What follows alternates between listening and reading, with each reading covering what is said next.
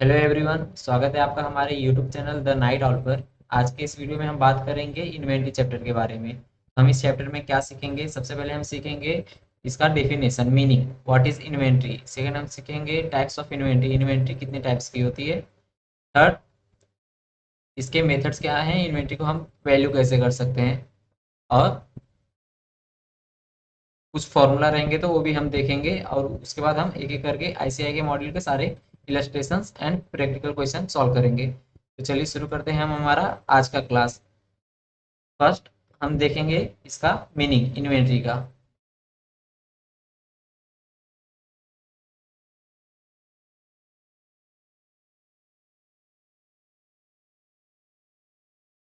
Meaning क्या कहती है इन्वेंटरी की? Inventory is an asset held, first point, held for sale in ordinary course of business. Second point, held in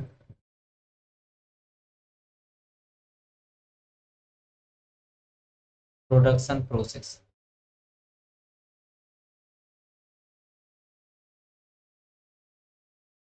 third point, held for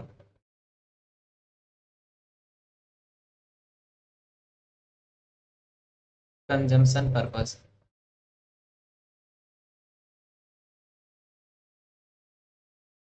third inventory जो है उसमें हम include नहीं करते हैं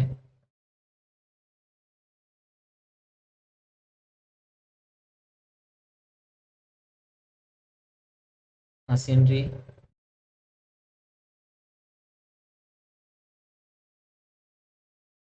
सर्विसिंग इक्विपमेंट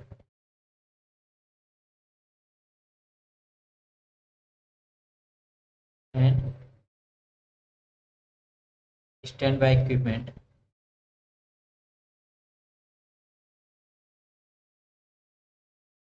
चलिए देखते हैं इसका मीनिंग क्या कहता है इन्वेंटरी का।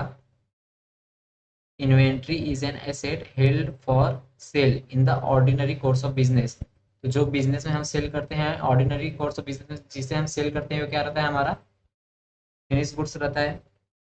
फिनिश गुड्स जब तक रेडी नहीं है तब तक तो हम उसे सेल नहीं कर सकते हैं। तो जो सेल होता है क्या होता है? फिनिश गुड्स होता है। सेकंड पॉइंट क्या कहता है? हेल्ड इन प्रोडक्शन प्रोसेस, मतलब वो अभी पूरी तरीके से रेडी नहीं हो पाया है, अभी प्रोसेस में है। तो जो चीज़ प्रोसेस में रहता है उसे हम क्या कहते हैं? WIP स्टॉक कहते हैं। थर्ड पॉइंट कहता है हेल्ड फॉर कंजम्पशन पर्पस।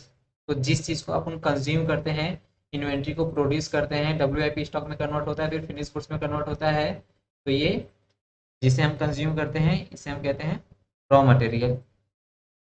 तो ये जितने भी इन्वेंट्री की बात कर रहा है ये आपका क्या होता है? ये आपका होता है current assets.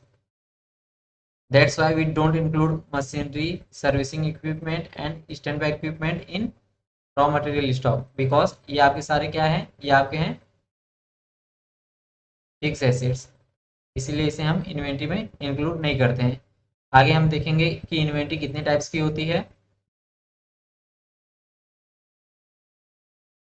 Types of inventory, inventory के दो टाइप होते हैं, हम इसको देखेंगे from manufacturing concern point of view and trading concern point of view.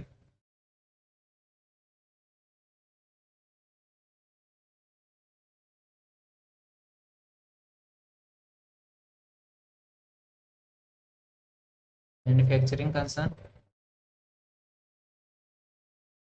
And trading concern. Trading concern किस में डील करता है? फिनिश गुड्स में, जिसे वो सेल करता है मार्केट में।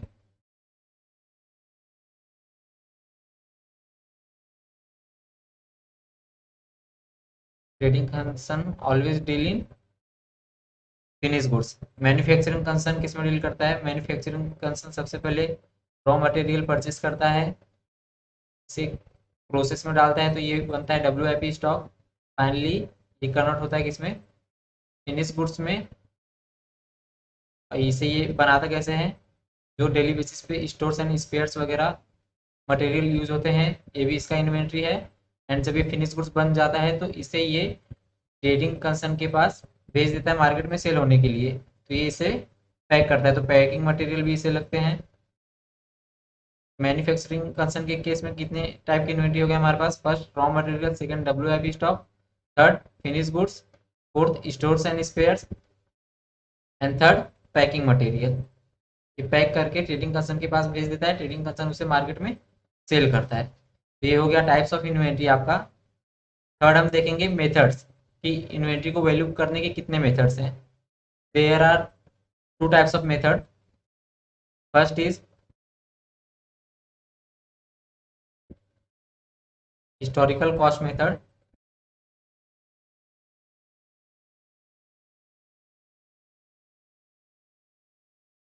Second is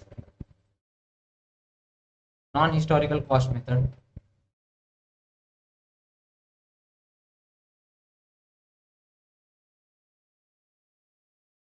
non historical cost method में जो मेथड है उस मेथड का नाम है adjusted selling price method. Adjusted selling price method.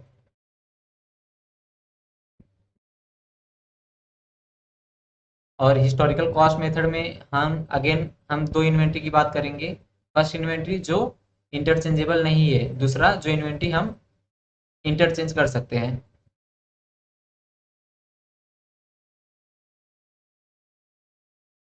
First inventory जो इंटरचेंजेबल नहीं है, इन्वेंट्री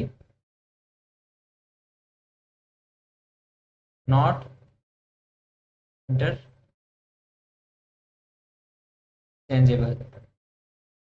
एंड सेकेंड इन्वेंट्री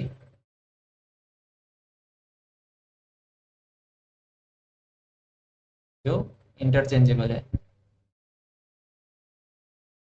तो जो इन्वेंट्री इंटरचेंजेबल नहीं है, इसका मतलब उसकी एक अलग पहचान है, वो किसी और के साथ इंटरचेंज हम उसे नहीं कर सकते। तो ऐसे इन्वेंट्री को हम कैसे वैल्यू करेंगे? ऐसे इन्वेंट्री को वैल्यू करने के लिए हम हमारे पास जो मेथड है, उस मेथड का नाम है स्पेसिफिक आइडेंटिफिकेशन मेथड। तो इसके लिए हम यूज करेंगे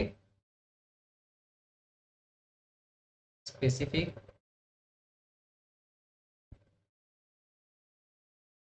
आइडेंटिफिकेशन मेथड। और जो इन्वेंट्री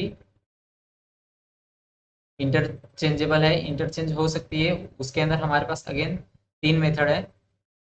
फर्स्ट मेथड का नाम है LIFO, second is LIFO, third is average method,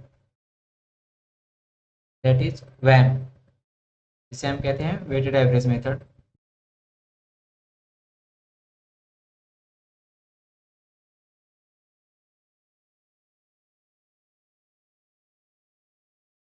average method, इसके अंदर अगेन हमारे पास दो मेथड है। फर्स्ट है weighted average method, second is simple average method.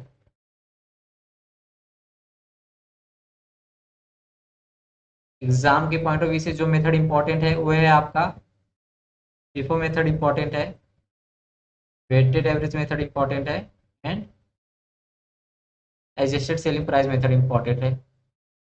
ये सारे method exam point of view important है, बट हम सारे मेथड के सम्स करेंगे। अभी कुछ नोट्स में लिखाता हूँ आपको। एक वैम के लिए, दूसरा एडजस्टेड सेलिंग प्राइस मेथड में जो फॉर्मूला हम यूज करते हैं उसके लिए, एंड एक जर्नल नोट्स है।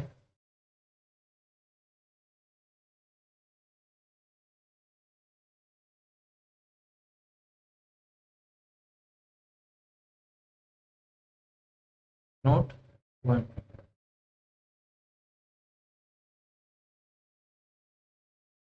while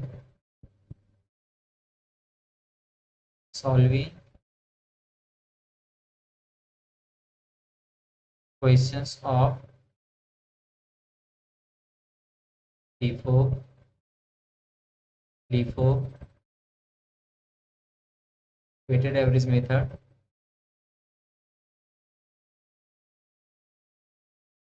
first arrange the transaction in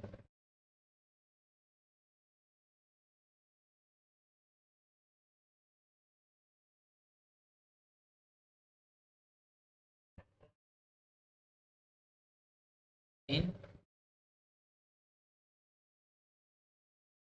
ascending order.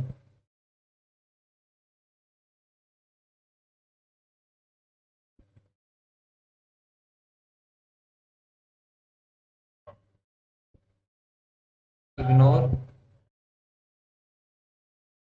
if already given. इसका मतलब क्या है? ये हम क्वेश्चन सॉल्व करेंगे तो मैं नोट आपको वापस दिखाऊंगा।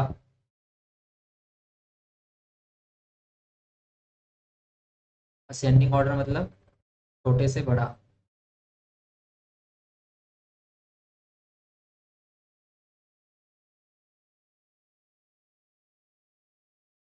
बड़ा, ये आपका नोट 1 हो गया। सेकंड हम बात करते हैं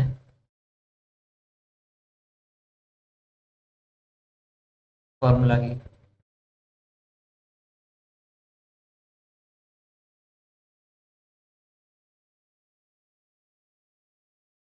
formula for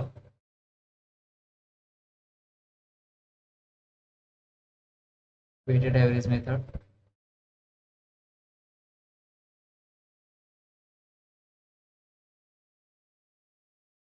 weighted average method में हमें कैलकुलेट करना पड़ता है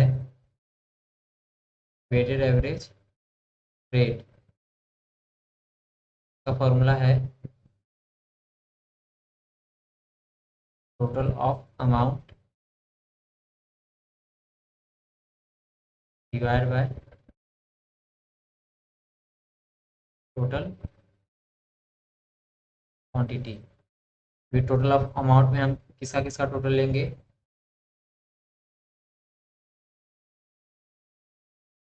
purchase amount plus balance amount.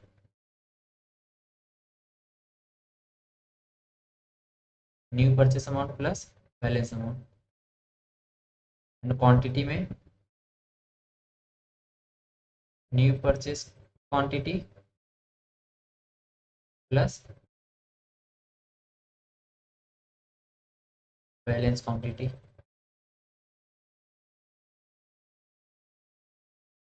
ये आपका फर्स्ट फॉर्मूला हुआ इसके ऊपर, वेटेड एवरेज के ऊपर। सेकंड फॉर्मूला हम देखेंगे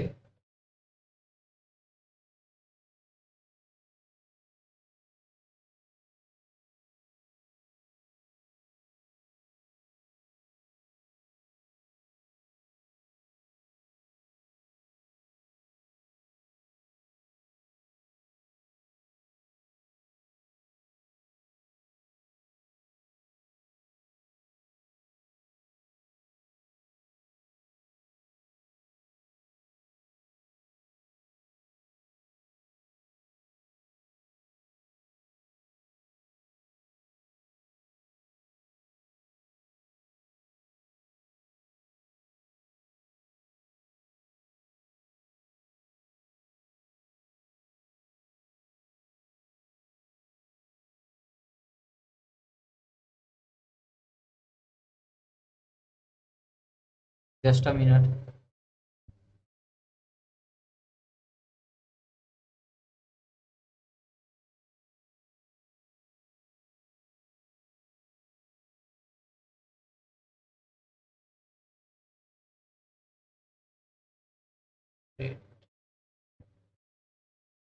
balance amount.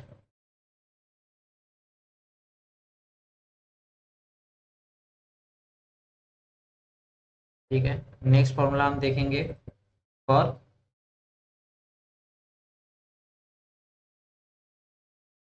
Formula 2 for adjusted selling price method.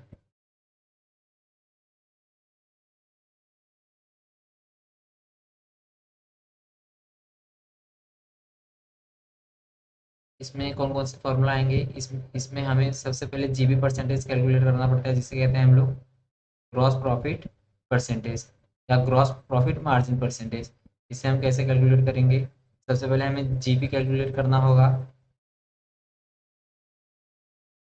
GP, उसको डिवाइड बाय करेंगे सेल्स मल्टीप्लाई बाय 100, ये हमारे पास क्या आ जाएगा, जीबी परसेंटेज आ जाएगा। ये आपका फर्स्ट फॉर्मूला हुआ। सेकेंड, सेल्स का फॉर्मूला तो आप सभी को मालूम है, सेल्स क्या होता है, sales is nothing but cost plus profit.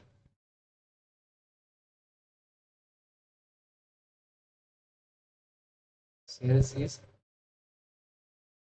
Cost plus profit. Third formula for COGS, COGS opening stock plus purchase plus direct expenses minus closing stock. Sales का दूसरा फॉर्मूला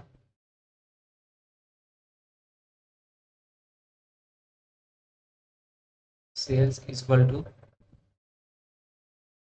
COGS प्लस प्रॉफिट। ये आपका profit nothing but क्या है, आपका GPE है।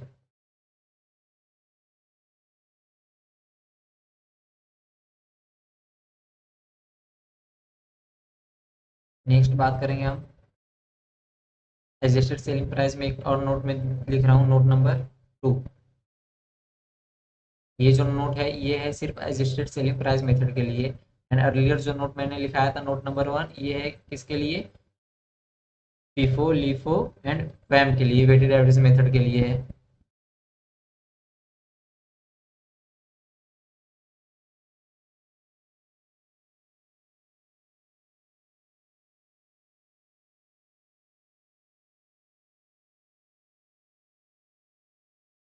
Closing stock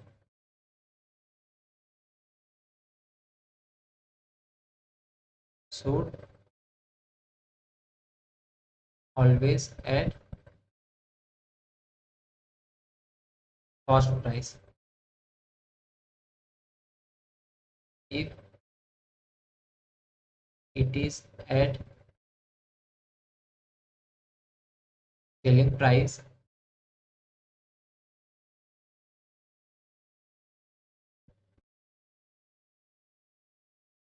bring it on cost price. क्योंकि closing stock हमेशा किस पे वैल्यू होता है, 11th एंड 12th में हमने सीखा था क्लोजिंग स्टॉक वैल्यू होता है कॉस्ट प्राइस या market price, price which ever is lower. कभी आपने क्लोजिंग स्टॉक को सेलिंग प्राइस पे वैल्यू किया है क्या, नहीं। तो क्लोजिंग स्टॉक अगर सेलिंग प्राइस पे दिया है तो इसे हम किस पे लेके आएंगे, कॉस्ट प्राइस पे।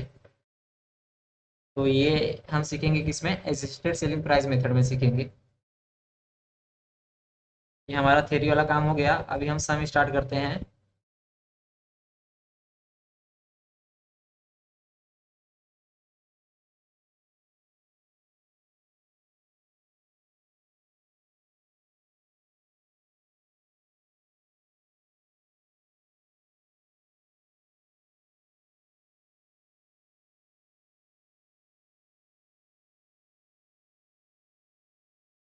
ये रहा इलस्ट्रेशन नंबर 1 आपके सामने।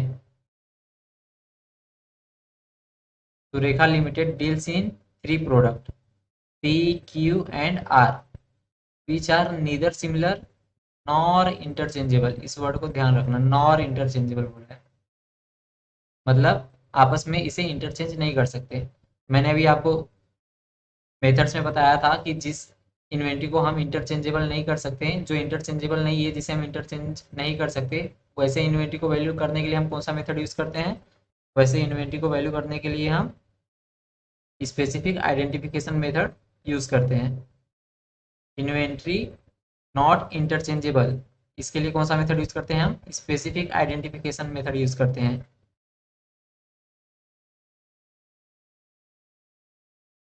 आगे क्या बोलता है, at the end of financial year the historical cost is nothing but your cost and NRV is nothing but your market price of item of closing stock are given below. Determine the value of closing stock. Closing stock की value हमें निकालनी है। ये आपका क्या है, ये आपका है कॉस्ट प्राइस एंड ये है आपका मार्केट प्राइस।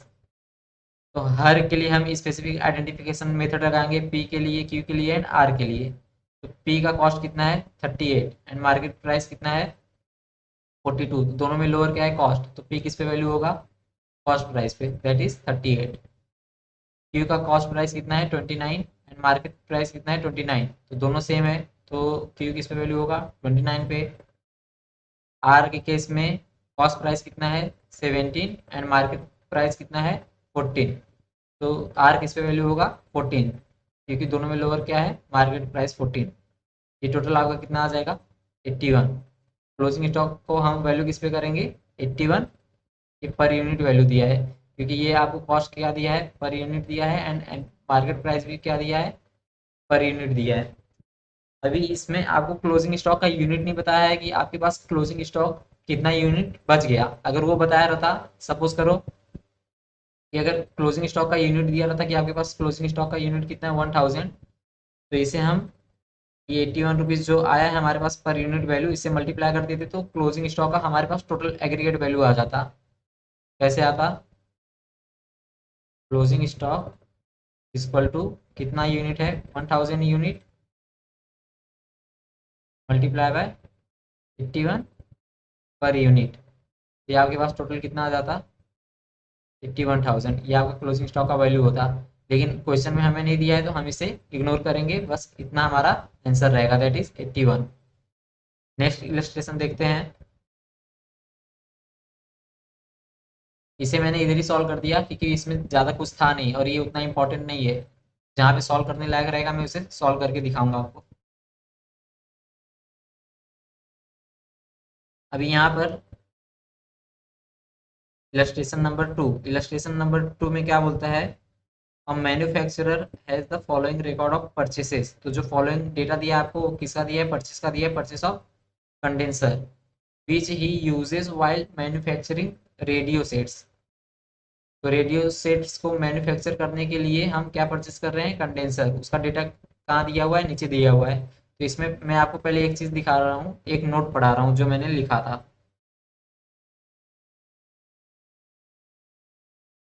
यहाँ पे मैंने नोट लिखा था एक, while solving question of FIFO LIFO weighted average method, first arrange the transaction in ascending order, ignore if already given। तो इसका मतलब क्या है, मैं यहाँ पे समझाता हूँ आपको। अभी जो हमारा फर्स्ट ट्रांजेक्शन है कब का है, December 4 का, ये हमारा फर्स्ट ट्रांजेक्शन है। अब मैंने बोला था ट्रांजेक्शन को किस में अरेंज करना है, असेंडिंग ऑर्डर में। तो इसके बाद कौन सा ट्रांजेक्शन आना चाहिए, 5 वाला, 6 7 ऐसे आना चाहिए। सपोज करो अगर 5 वाला नहीं है तो 4 के बाद कौन सा आना चाहिए, 6 आना चाहिए, ना कि 7। तो हम इसे देख लेते हैं हमारे पास जितना ट्रांजेक्शन दिया है वो असेंडिंग ऑर्डर में है कि नहीं है। तो ये December 4 हो गया।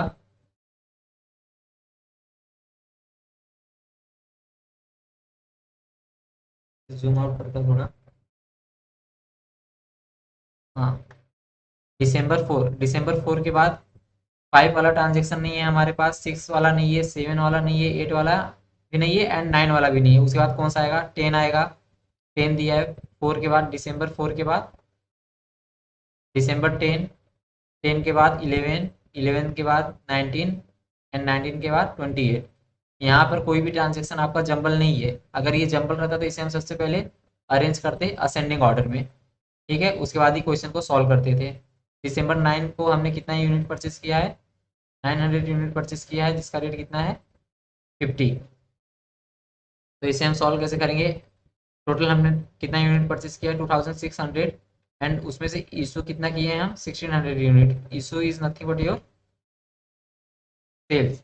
अभी ये 1600 यूनिट जो हम इशू किए हैं, इसमें हमें इसका बाइफरकेशन नहीं दिया, जैसे यहाँ पर परचेस का बाइफरकेशन दिया था कि दिसंबर 4 को हमने 900 यूनिट परचेस किया, 10 को 400, दिसंबर 11 को 300 यूनिट परचेस किए, 19 को 200 यूनिट परचेस किए, 28 को 800 यूनिट परचेस किए। इसका बाइफरकेशन हमारे पास दिया है, बट जो हम सेल कर रहे हैं उसका बाइफरकेशन नहीं दिया है।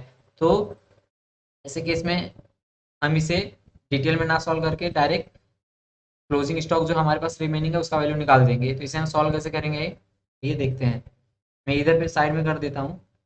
सबसे पहले हमें क्लोजिंग स्टॉक का यूनिट कैलकुलेट करना रहेगा। तो हम परचेस टोटल कितना किए थे 2600, जिसमें से हम सेल कितना किए 1600। तो हमारे पास क्लोजिंग स्टॉक का यूनिट कितना आएगा 1000।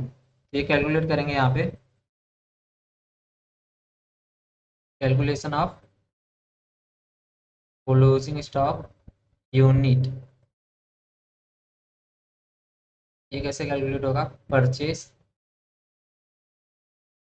कितना था 2600, जिसमें से माइनस कर देंगे क्या सेल्स 1600। तो हमारे पास बैलेंस कितना आ जाएगा 1000 यूनिट। ये हमारा क्या है क्लोजिंग स्टॉक। लेकिन अभी हम इसको वैल्यू कैसे करेंगे, जैसे इलस्ट्रेशन 1 में हम देखे थे कि पी इतने पे वैल्यू हो रहा था क्यू आर, लेकिन यहाँ पर हमारे पास इतने सारे रेट हैं 50, 55, 60, 47। तो हम इसको वैल्यू किस पे करेंगे। तो यहाँ पे किसी भी मेथड के बारे में नहीं बोला है कि हम फीफो मेथड फॉलो कर रहे हैं, लीफो फॉलो कर रहे हैं या weighted average. By default we follow FIFO method. तो फीफो मतलब फर्स्ट इन फर्स्ट आउट। तो जो यूनिट हमारे पास पहले आई है सबसे पहले हम उसे बेचेंगे। तो 1600 में सबसे पहले तो ये 900 चले जाएगा, उसके बाद ये 400 चले जाएगा, उसके बाद ये 300 चले जाएगा। तो ये टोटल मिला करके हम यहाँ तक कितना यूनिट बेच दे रहे हैं 1600। तो हमारे पास अभी रिमेनिंग कितनी यूनिट बची हुई है ये 200 और ये 800, यही मिला करके ये 200 और ये 800 यही मिला करके तो ये 1000 यूनिट है हमारे पास क्लोजिंग स्टॉक में। तो ये 200 का रेट कितना है 60, एंड 800 का रेट कितना है 47 पर यूनिट। तो यही हमारी क्लोजिंग स्टॉक की वैल्यू आएगी। 800 इसके ऊपर वैल्यू करेंगे हम 40 पर यूनिट, जिसका अमाउंट आएगा 37,600। 200 यूनिट किस पे वैल्यू करेंगे 60 पर यूनिट, जिसका अमाउंट आएगा 12,000 पर यूनिट। तो ये आपका क्लोजिंग स्टॉक की वैल्यू आ जाएगी 49,600। इसे हम किस मेथड से सॉल्व किए हैं, यहाँ पर हमने सॉल्व किया इसे फीफो मेथड से। अगर इसी चीज़ को मैं लीफो मेथड से सॉल्व करूँ तो मेरा आंसर क्या आएगा, मैं इधर साइड में सॉल्व करके दिखा रहा हूँ। इसे मैं इरेज करता हूँ।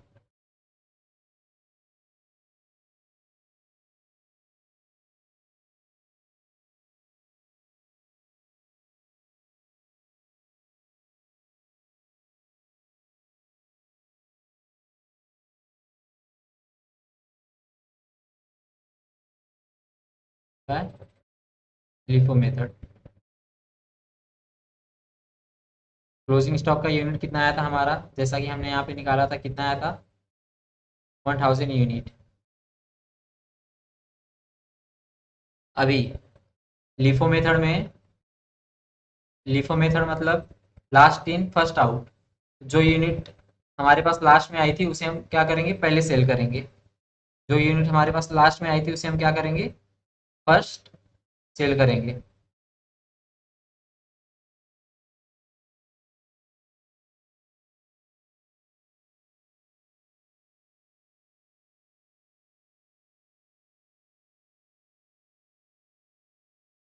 जो यूनिट 1 सेकेंड।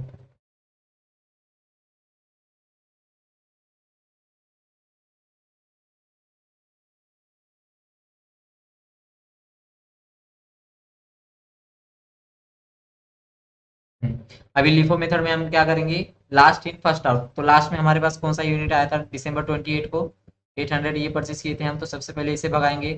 तो ये चला गया हमारे पास से, फिर ये 200 जाएगा, फिर ये 300 जाएगा। तो अभी तक कितना जा चुका है, 1300 जा चुका है। हमें 1600 इशू करना है, तो फिर 400 में से यहाँ से भी हमारे पास 300 चला जाएगा। तो यहाँ पर हमारे पास बैलेंस में कितना बचेगा, 100, एंड ये 900 पूरा बैलेंस में रहेगा। तो इस केस में हमारा क्लोजिंग स्टॉक की वैल्यू क्या आएगी,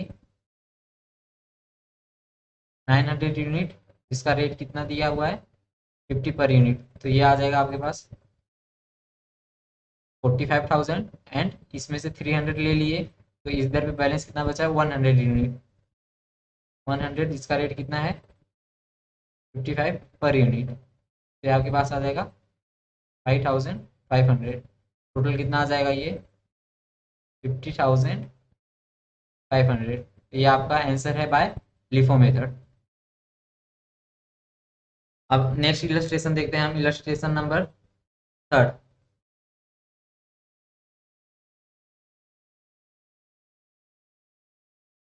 इलस्ट्रेशन नंबर 3 में क्या बोल रहा है, in the previous example assume the following issues were made during the month of December. तो यहाँ पर देखो हमने टोटल इशू कितना किया है, 1600 यूनिट।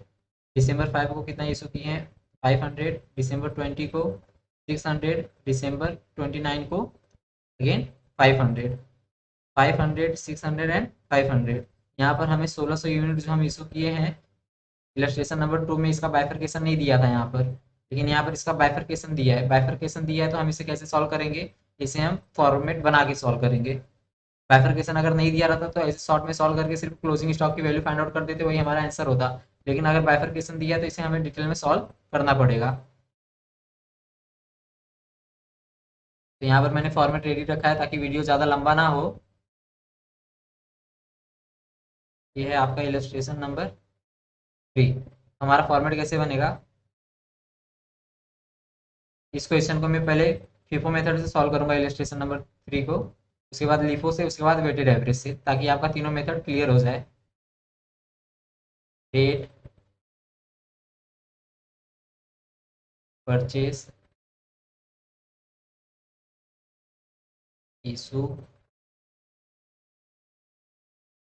And balance. यहाँ पर क्या आएगा, क्वांटिटी, यहाँ पर रेट, यहाँ पर amount. Quantity, rate, amount. Quantity, rate and amount. सबसे पहले हमें इलस्ट्रेशन 2 का डेटा लेना होगा, परचेज का, जो कि दिया है दिसंबर से। दिसंबर 4 को हमने परचेज किया था कितना, 900 यूनिट, जिसका रेट कितना था, 50 पर यूनिट। तो ये कितना आया था हमारे पास, 5,000। बैलेंस में भी सेम चला जाएगा, 900 यूनिट, रेट 50 पर यूनिट, 45,000। दिसंबर 4 के बाद दिसंबर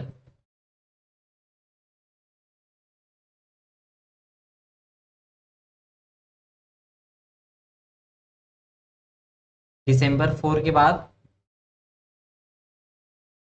यहाँ पर दिसंबर 4 के बाद दिसंबर 10 को हम अगेन परचेज कर रहे हैं, लेकिन मैंने बोला FIFO LIFO and weighted average के सम सॉल्व करते समय हमें जो ट्रांजेक्शन है क्रोनोलॉजिकल ऑर्डर में लिखना है। दिसंबर 4 के बाद हमने क्या था, दिसंबर 5। यहाँ पर देखना, दिसंबर 5 को हम क्या कर रहे हैं, इशू कर रहे हैं। तो हम डायरेक्टली दिसंबर 10 का परचेस वाला ट्रांजेक्शन रिकॉर्ड नहीं करेंगे, हम पहले ये 5 वाला इशू वाला ट्रांजेक्शन रिकॉर्ड करेंगे। उसके बाद फिर क्रोनोलॉजिकल ऑर्डर में ऐसे जाएंगे। दिसंबर 5 को हम इशू कर रहे हैं कितना, 500 यूनिट।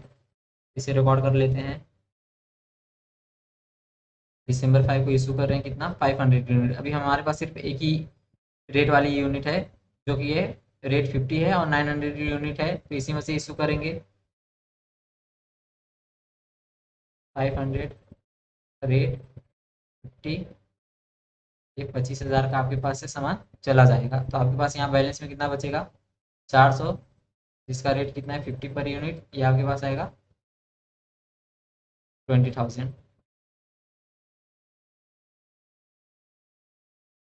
अगेन दिसंबर 10 को हम अगेन परचेस कर रहे हैं कितना, 400 यूनिट, जिसका रेट कितना है 55।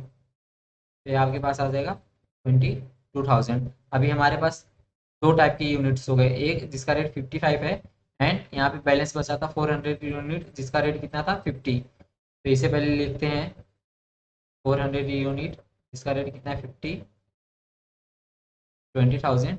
उसके बाद ये न्यू परचेज जो किए हैं इसका लिखेंगे 400 यूनिट जिसका रेट कितना आया 55। उनके पास आ जाएगा अमाउंट 22,000 रुपया।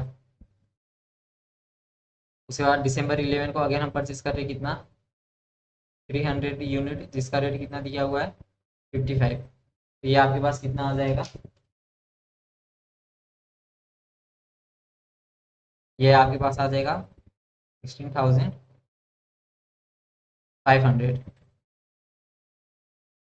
300 यूनिट, रेट 55, 16,500। दिसंबर 11 के बाद दिसंबर 19 को हम अगेन परचेस कर रहे हैं कितना 200 यूनिट जिसका रेट कितना दिया हुआ है 60। तो ये आपके पास आ जाएगा 12,000।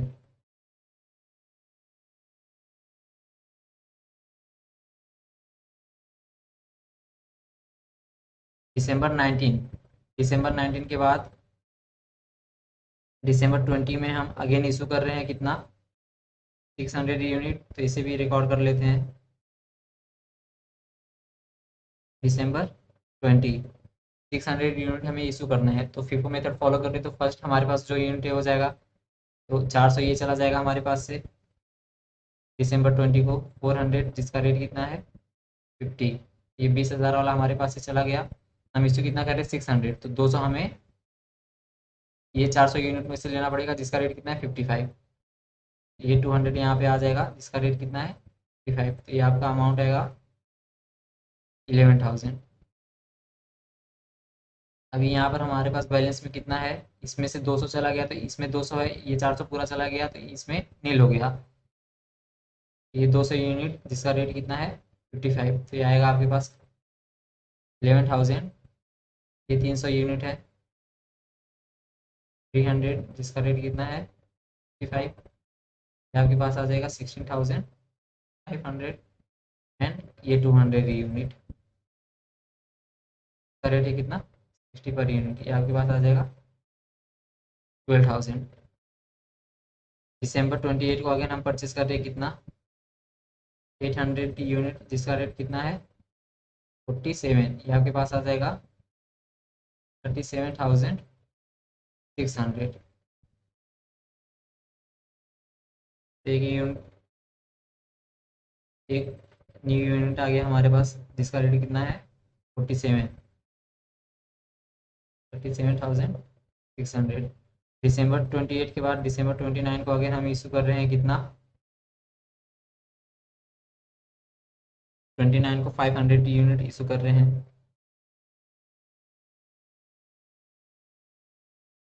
तो इशू में आएगा 500 इशू करना है, तो 500 में फर्स्ट हमारे पास कौन सा है, ये 200 ये जाएगा एंड ये 300 ये जाएगा, क्योंकि हम फीफो मेथड फॉलो कर रहे हैं। 200 जिसका रेट कितना है 55 ये चला जाएगा एंड 300 का रेट कितना है 55। तो 16,500 ये भी चला जाएगा। तो अभी हमारे पास बैलेंस में सिर्फ दो यूनिट है, एक 200 वाला, दूसरा 800 वाला। 200 जिसका रेट कितना है 60, आपके पास आएगा 12,000। 800 यूनिट जिसका रेट कितना दिया हुआ है 47, तो ये आपके पास आ जाएगा 57,600। टोटल यूनिट कितना आया 1,000। ये आपका क्या है क्लोजिंग स्टॉक की वैल्यू। और हम इशू कितना किए हैं यहाँ पर 1600 यूनिट जिसका टोटल अमाउंट कितना आ रहा है 25 प्लस 20 प्लस 22 प्लस 16,500। ये 83 का आपने टोटल क्या किया है, सेल किया है। एंड परचेस कितना किए थे हम, 2600 यूनिट।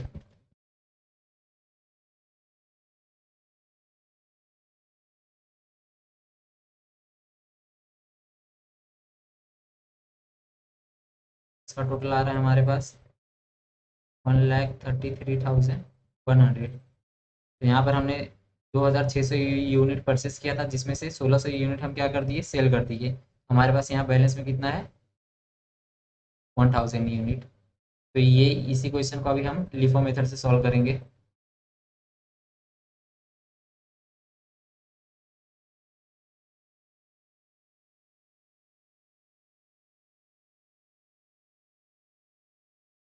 लिफो मेथड मतलब last in first out. Format हमारा सेम रहेगा, डेट, परचेज,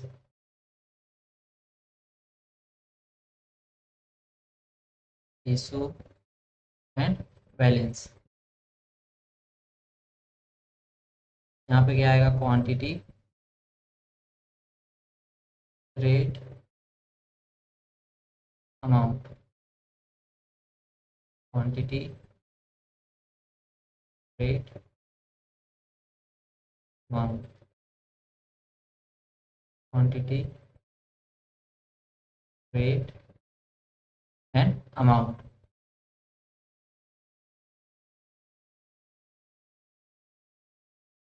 दिसंबर 4 को हम कितना परचेस कर रहे हैं, 900 यूनिट, जिसका रेट कितना है 50। ये आपके पास आ जाएगा 45,000। बैलेंस में भी सेम जाएगा, 900 unit, rate 50, that is 5,000।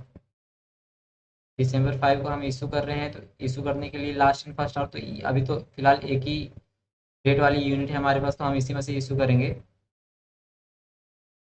500 unit, rate कितना है 50, तो ये 25,000 का हमारे पास से चला जाएगा। बैलेंस में हमारे पास कितना बचेगा, 400 यूनिट, जिसका रेट कितना है 50, तो ये 20,000 का हमारे पास बैलेंस में रहेगा। इसके बाद दिसंबर 10 को हम परचेस कर रहे हैं कितना, 400 यूनिट, जिसका रेट कितना है 55, ये आपके पास आएगा 22,000। सबसे पहले तो ये वाला यूनिट लिखेंगे, कैरी फॉरवर्ड होके उसे हम आगे आ जाएगा, ठीक। 20,000 वाली अगेन न्यू परचेज जो किए हैं वो आएगा, इसका रेट कितना है 55, ये आपके पास आएगा 22,000। दिसंबर 11 को अगेन हम परचेस किए 300 यूनिट, जिसका रेट कितना दिया है 55, ये आपके पास आएगा 16,500। 300 यूनिट, जिसका रेट कितना दिया हुआ है 55, ये आपके पास आएगा 16,500। अगेन दिसंबर 19 को हमने परचेस किया है 200 यूनिट, का रेट कितना है 60, आ जाएगा 12,000। 200 यूनिट, रेट 60, 12,000। दिसंबर 19 के बाद हम दिसंबर 20 को क्या कर रहे हैं, इशू कर रहे हैं। कितना इशू कर रहे हैं, 600 यूनिट हम क्या कर रहे हैं, यहाँ पर इशू कर रहे हैं। तो अभी इशू कहाँ कहाँ से करेंगे ये 600 यूनिट, हम कौन सा मेथड फॉलो कर रहे हैं उसे हमेशा ध्यान में रखना है, लास्ट इन फर्स्ट आउट। तो लास्ट में हमारे पास जो आया था वो पहले जाएगा, तो 600 इशू करने के लिए पहले ये 200 इशू करेंगे, फिर ये 300 इशू करेंगे, 500 यहाँ से इशू हो जाएगा, बैलेंस जो 100 है वो हम यहाँ से ले लेंगे। तो इशू करते हैं अभी, 200 ये पहले जाएगा, इसका रेट कितना है 60, ये 12,000 का चला जाएगा। उसके बाद 300, जिसका रेट कितना है 55, 16,500 चला जाएगा। एंड बैलेंस 100 हम ये 400 में से लेंगे, 100, जिसका रेट कितना है 55, तो ये आपके पास आ जाएगा 5,500। हमारे पास बैलेंस में यहाँ पर कितनी यूनिट रहेगी, ये 400 तो पूरा बैलेंस में है, इसमें से 100 चला गया, तो यहाँ पर बैलेंस में कितना रहेगा हमारे पास 300। इसे लिख लेते हैं 400, जिसका रेट कितना है 50, 20,000 बैलेंस में है। यहाँ पर 300 का रेट कितना है 55, ये आएगा आपके पास 16,500। दिसंबर 20 के बाद दिसंबर 28 को अगेन हमने परचेस किया 800 यूनिट, इसका रेट कितना है 37, ये आपके पास आएगा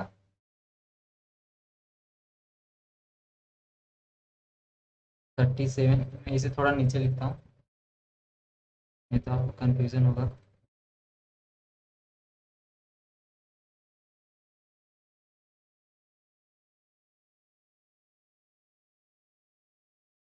सेवन 7,600। एक और न्यू यूनिट आ जाएगा हमारे पास 800, 847, और 7,600।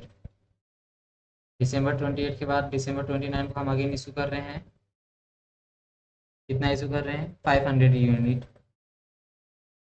अभी 500 कहाँ से इशू होगा, लास्ट इन फर्स्ट आउट, तो लास्ट में हमारे पास कौन सा आया 800 यूनिट आया, और हमें इशू कितना करना है 500, तो सारा का सारा 500 इस 800 में से चला जाएगा, तो यहाँ पर बैलेंस में हमारे पास कितना बचेगा 300 यूनिट। सारा का सारा 500 यहाँ से इशू कर देते हैं हम। रेट कितना है इसका 47, ये आपके पास आ जाएगा 23,500। तो अभी हमारे पास कौन कौन सी यूनिट है, ये 400 है, ये 300 है, इसमें से 500 चला गया, तो यहाँ पर बैलेंस में कितना है 300, 400, 850, 20,000, 300, 855, 16,500, यहाँ पर बैलेंस में 300 का रेट कितना है 47।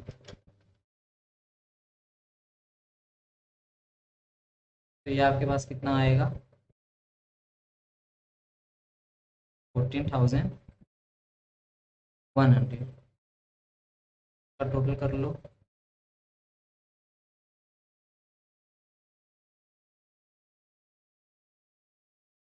1,000 का टोटल कितना आ रहा है 36,500 प्लस 14,100 का टोटल आपके पास आ जाएगा 1,600।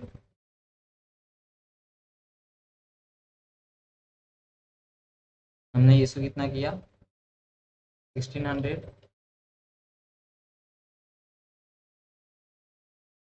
25, 12, 500, 500, 23,500, तो ये आपके पास आ जाएगा 52,500। परचेस कितना किए थे हम 2,600, तो परचेस का अमाउंट तो सेम आएगा हमारा FIFO जैसे, कितना 1,33,100।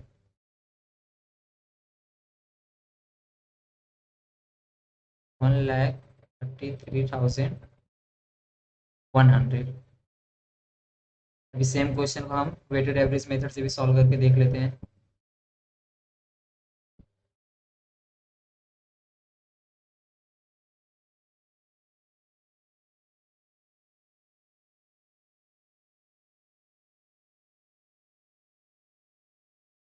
Weighted average method, date, purchase, issue, balance, quantity, rate, amount, quantity, rate, amount हो गया, क्वांटिटी, रेट एंड अमाउंट।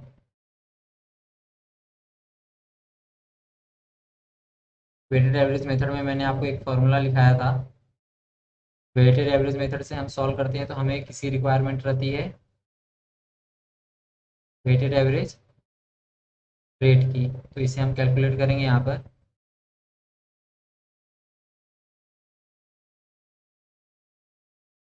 दिसंबर 4 हमने कितना परचेस किया दिसंबर 4 को? 900 यूनिट, जिसका रेट कितना है 50 पर यूनिट, आ जाएगा 45,000। 900 यूनिट रेट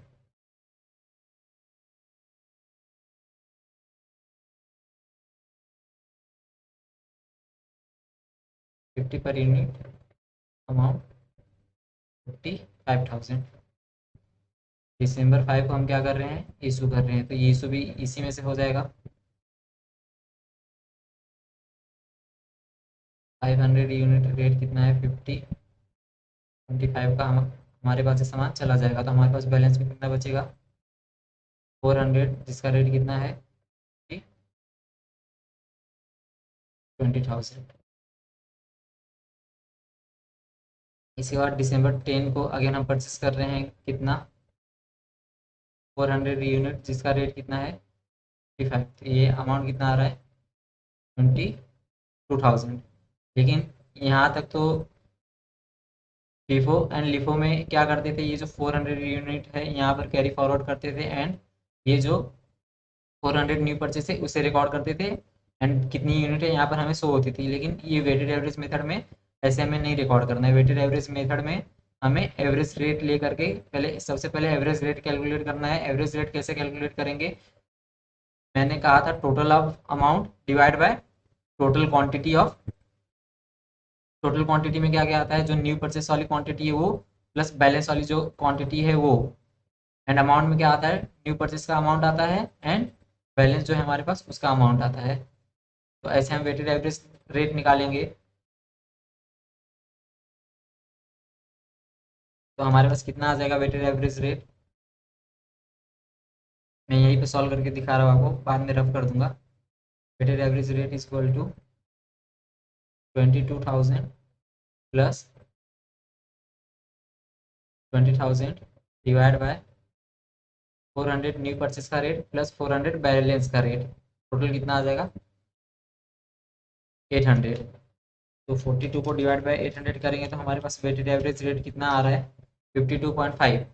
तो अभी हमारे पास टोटल क्वांटिटी कितना है, ये 400 एंड ये 400, टोटल कितना है 800।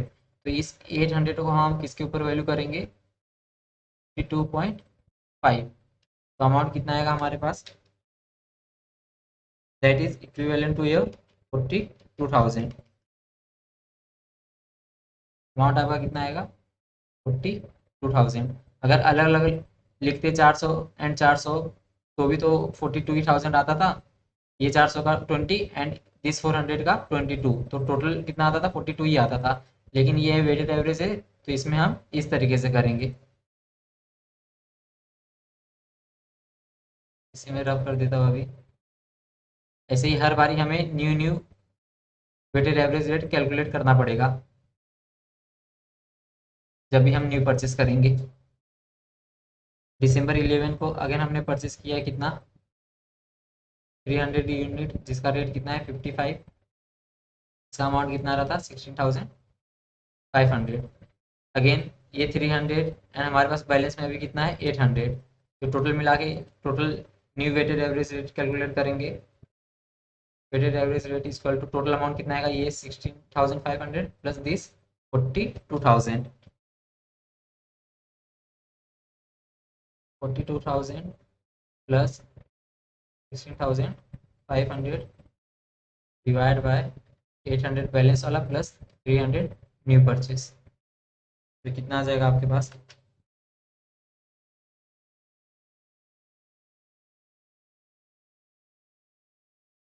रेट आपके पास आएगा 55। तो यहाँ पर हम रिकॉर्ड कर देंगे कितना, सॉरी 45 नहीं आएगा, कैलकुलेशन मिस्टेक हो गई यहाँ, डिवाइड बाय 1100, ये आपके पास आएगा 53.9 1818। हमारे पास न्यू यूनिट कितना आएगा टोटल ऐड करके, ये 800 एंड 300, दिस इज 1100। विल हम वैल्यू करेंगे इसको 53.18 पे। तो कितना आएगा हमारे पास आंसर, 58,500। 58,500।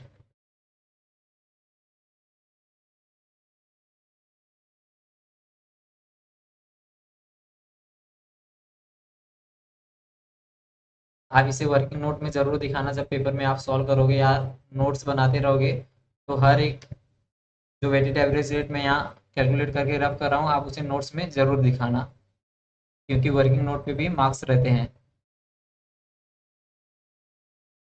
दिसंबर 11 के बाद दिसंबर 19 को अगेन हम परचेस कर रहे हैं कितना, 200 यूनिट, जिसका रेट कितना है 60 पर यूनिट। ये आ रहा है टोटल 12,000। तो इसका वेटेड एवरेज रेट कितना आएगा, 58,500 plus 12,000 divide by 1100 plus new purchase कितना है 200। ये आपके पास आ जाएगा 70,500 डिवाइड बाय 1300।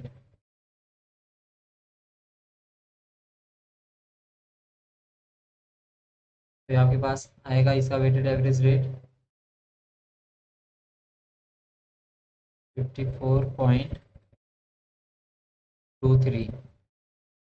तो इस 1300 यूनिट को हम किसके ऊपर वैल्यू करेंगे,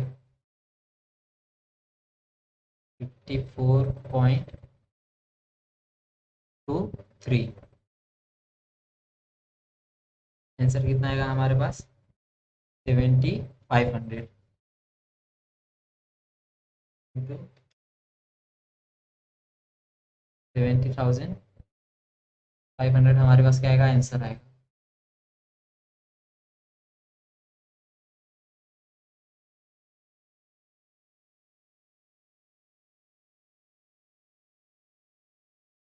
दिसंबर 19 के बाद दिसंबर 20 को हम क्या कर रहे हैं, इशू कर रहे हैं।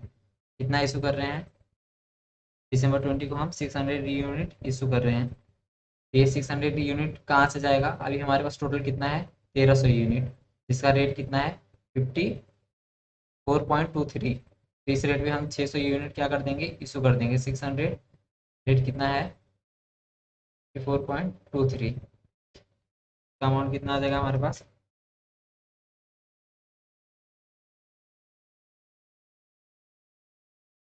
32,538।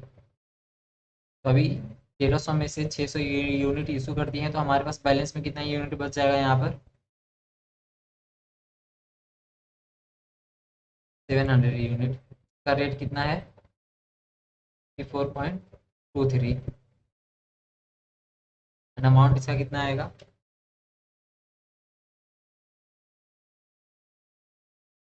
37,961। 37,962। 75,000 लेस दिस अमाउंट, ये आपको बैलेंसिंग फिगर मिल जाएगा 37,962। दिसंबर 20 के बाद दिसंबर 28 को अगेन हमने परचेस किया है 800 यूनिट, जिसका रेट कितना दिया है 47 पर यूनिट। तो ये अमाउंट कितना आ रहा है 37,600। तो इसका वेटेड एवरेज रेट भी कैलकुलेट कर लेते हैं। 37,962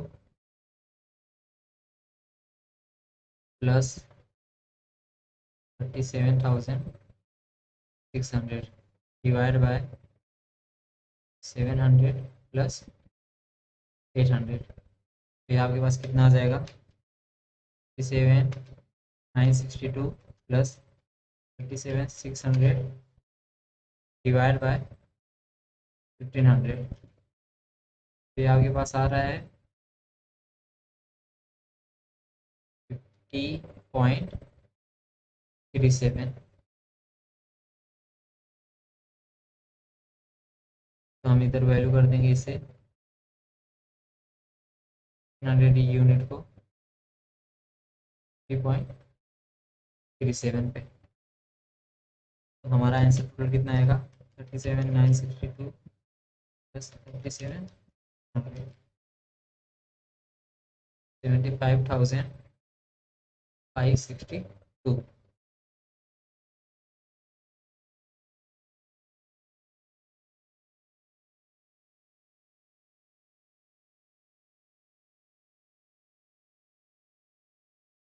दिसंबर 29 को अगेन हमने इशू किया है कितना 500 यूनिट। तो 500 यूनिट इसमें से इशू हो जाएगा जिसका रेट कितना है 50.37। दिसंबर 29 500 यूनिट 500 यूनिट रेट कितना आएगा इसका 50.37।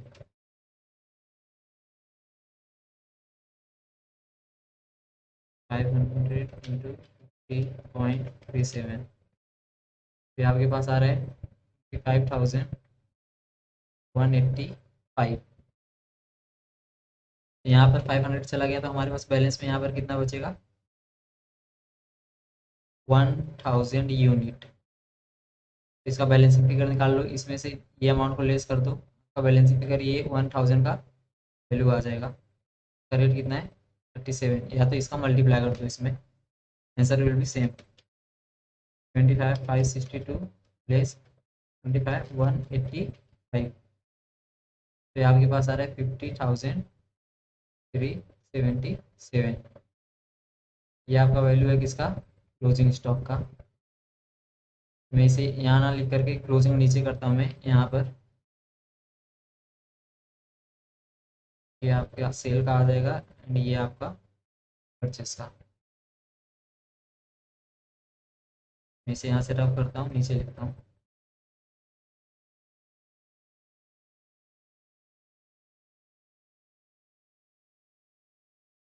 1,850.37 3,377 आपका क्लोजिंग स्टॉक का वैल्यू आ जाएगा। हमने इशू कितना किया टोटल 1600, जिसका टोटल अमाउंट कितना आ जा रहा है 5,000 प्लस 32,538 प्लस 25,185। आपके पास टोटल अमाउंट इसका आ रहा है 22,723 एंड परचेज तो आपका सेम रहेगा 2,600, जिसका अमाउंट कितना आ रहा था 133,100। तो इस वीडियो में यहाँ तक हमने FIFO मेथड के सम देखे, LIFO मेथड के एंड वेटेड एवरेज मेथड के सम देखे। एंड नेक्स्ट वीडियो में हम एडजस्टेड सेलिंग प्राइस मेथड के क्वेश्चंस करेंगे एंड आगे के सारे इलस्ट्रेशन सॉल्व करेंगे। तब तक के लिए थैंक यू, बाय बाय।